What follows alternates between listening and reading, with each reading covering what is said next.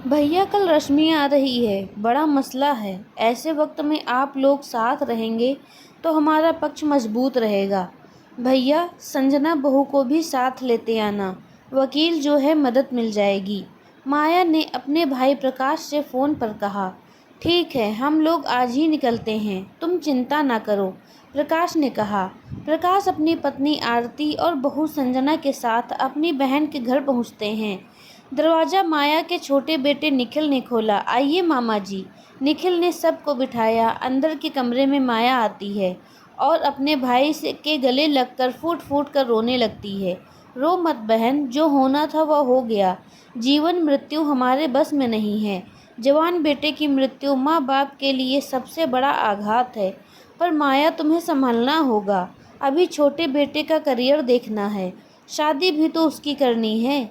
जरा उस ओर भी ध्यान दो, प्रकाश जी ने अपनी बहन को समझाते हुए कहा। हाँ भैया, इसीलिए तो आप लोगों को बुलाया है। अभी रश्मि आ रही है, विनय की इंश्योरेंस पॉलिसी और सरकारी अनुकंपा नौकरी की बात करने। माया ने कहा। बहू को तो सरकारी नौकरी भी चाहिए, इंश्योरेंस पॉलिसी की भी रकम चाहिए, गहने भी चाहिए। पोती आयुषी के नाम विनय बैंक में जो रकम हर महीने जमा करता था वह भी चाहिए। बड़ी लालची बहू है। देखना, इतना सब लेकर किसी के साथ शादी करके आराम की जिंदगी जिएगी। माया के पति मनीष जी बोले। प्रकाश जी की बहू संजना अब आराम से सुन रही थी। माया जी के बड़े बेटे विनय का कुछ समय पहले रोड एक्सीडेंट में निधन हो गया था। माया जी के पति सरकारी नौकरी से रिटायर हुए थे, अच्छी खासी पेंशन मिलती थी। छोटे बेटे का अभी तक करियर सेट नहीं हुआ था। एमबीए तो किया हुआ था पर अच्छी नौकरी नहीं मिल रही थी। बड़ा बेटा विनय भी सरकारी नौकरी करता था। उसकी मृत्यु के बाद अनुकंपा नौकरी की अधिकारी उसकी पत्नी रश्मि थी। विनय की मृत्यु के बाद रश्मि अपनी सुध बुध खो बैठी थी। बीच मझधार में उसका पति उसे छोड़कर जो चला गया था, उसके लिए जीवन एक परीक्षा बन गया था।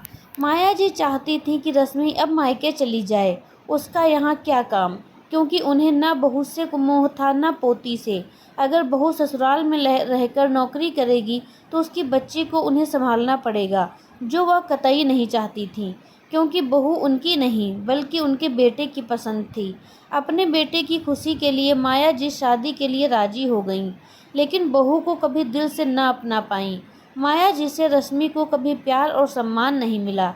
रश्मि के पिता ने भी अपनी हैसियत अनुसार काफ़ी धूमधाम से शादी की, पर माया जी को यह सब कम ही लगा। रश्मि बहू बनकर ससुराल आ गई।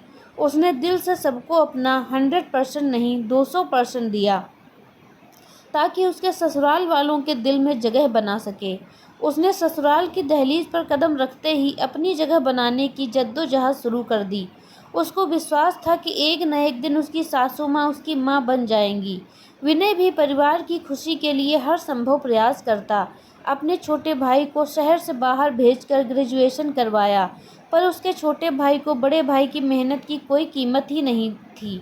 जरा भी पढ़ाई में ध्यान नहीं देता। उसके लिए तो नया शहर मौज मस्ती की जगह बन गया था, जहां उसके ऊपर नज़र रखने वाला परिवार का कोई सदस्य नहीं था। शादी के 2 साल बाद रश्मि ने खुशखबरी सुनाई। रश्मि ने सोचा, भगवान ने मेरी सुन ली, अब तो माया जी उसके साथ नरमी से बर्ताव करेंगी। पर ऐसा हुआ नहीं। पूरा समय होने पर रश्मि ने प्यारी सी बेटी को जन्म दिया।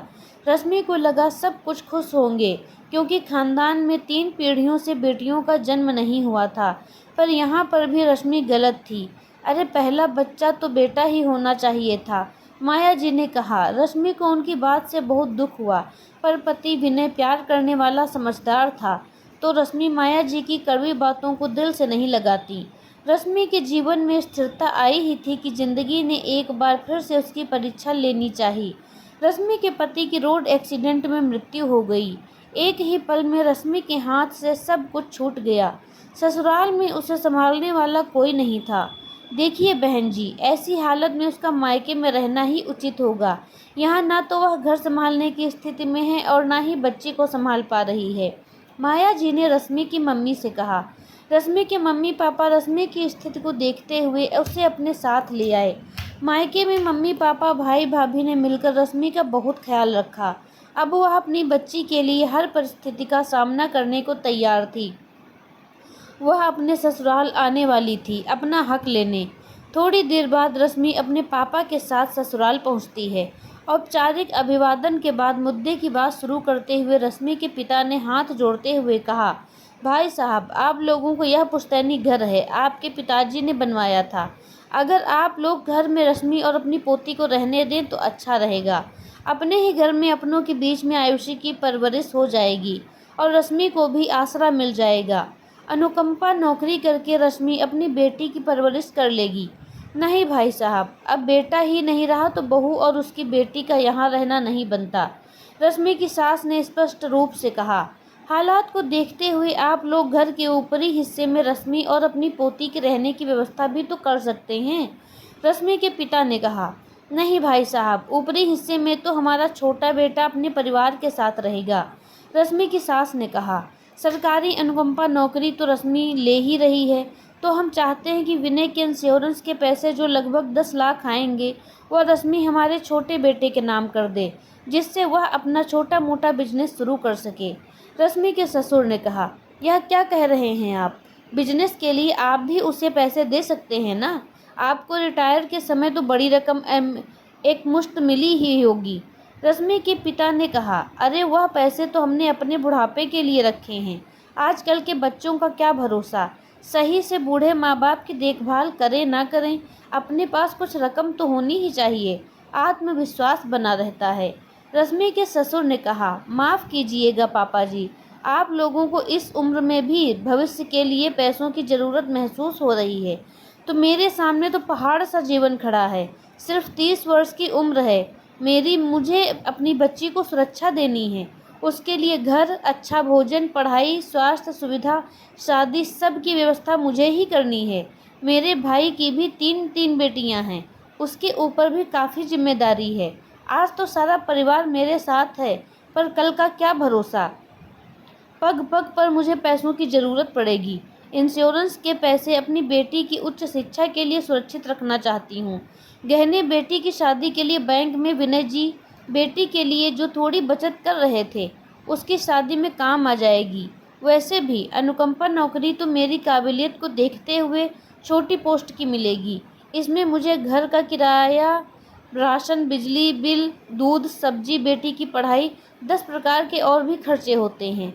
सब छोटी सी तनख्वाह में पूरा करना होगा। इसीलिए मुझे पत्नी और माँ होने के नाते अपना पूरा हक चाहिए, रश्मि ने आत्मविश्वास के साथ कहा।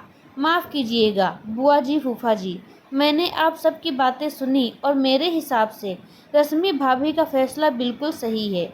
भैया के जाने का दुख तो जीवन भर रहेगा, पर व्यवहारिक तौर पर देखा जाए तो गहनों और बेटी के लिए जोड़े गए पैसों से कितनी भावनाएं जुड़ी होंगी।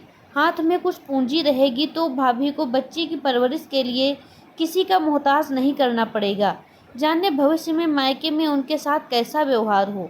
कानूनी तौर पर देखा जाए तो बच्ची आयुषी का पारिवारिक संपत्ति में भी हिस्सा है, लेकिन आप लोग तो उन्हें घर पर रहने तक नहीं दे रहे। रश्मि भाभी ने तो सिर्फ अपने पति द्वारा अर्जित व्यक्तिगत बचत ही मांगी है। इसमें इंश्योरेंस की रकम और बच्ची के लिए बैंक में जमा राशि शामिल है। मामा जी की बहू संजना बोली। हाँ हाँ, तुम तो बहू का ही साथ दोगी, आखिर तुम भी बहू जो ठहरी। इतना सब लेकर देखना, वह दूसरी शादी कर लेगी, माया जी गुस्से से बोली। हाँ तो इसमें गलत क्या है, भविष्य किसने देखा है। आज नहीं तो 5 साल के बाद, 10 साल के बाद उन्हें जीवन साथी की ज़रूरत महसूस होती है तो दूसरी शादी करने में कोई बुराई नहीं है। उस वक्त भी यह वैसे बच्ची की उच्च शिक्षा, शादी में काम आ जाएंगे। भाभी को अपनी बच्ची के लिए किसी के सामने हाथ नहीं फैलाने होंगे, संजना बोली। रश्मि ने अपने सारे हक ले लिए, पर उसके ऊपर लालची स्वार्थी का टैग लग गया। आपको यह कहानी कैसी लगी हमें कमेंट करके ज़रूर बताएं। मिलते हैं अपनी अगली कहानी में, तब तक के लिए धन्यवाद।